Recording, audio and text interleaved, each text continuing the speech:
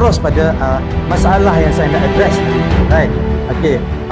Ramai sebenarnya nak mula simpan emas tapi stuck kat satu benda. Right. Takut beli online. Right.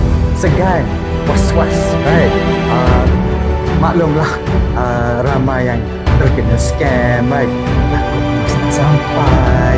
Takut bayar orang tengah. Right. Takut tak boleh pegang emas tu. Right. Jadi sudah sedia maklum, concern yang sama saya punya. Right. Saya faham semua ni. Right. Sebab apa? Saya dulu pun macam tu juga. Right.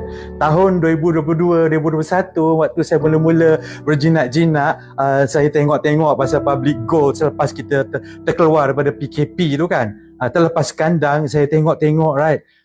Saya memang macam-macam saya concern, right. Jadi hari ni saya nak share, saya pun macam tu juga, right. Jadi hari ni saya nak share daripada pengalaman saya, apa saya buat, right.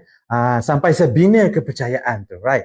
Jadi nak tahu, nak dengar, tengok sampai habis, right. Selamat datang Irfan Khairi, selamat datang Cik Irfan. Kalau ada soalan silakan bertanya. Ribuan terima kasih Cik Irfan, right.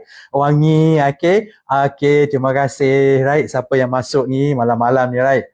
Okey, santai-santai saja kita hari ni buat sharing, okey. Jadi saya faham sangat masalah ni. Saya pun memang macam tu, right.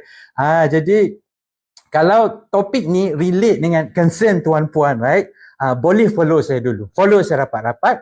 Saya share berdasarkan pengalaman saya. Okay? Alright, kita sambung.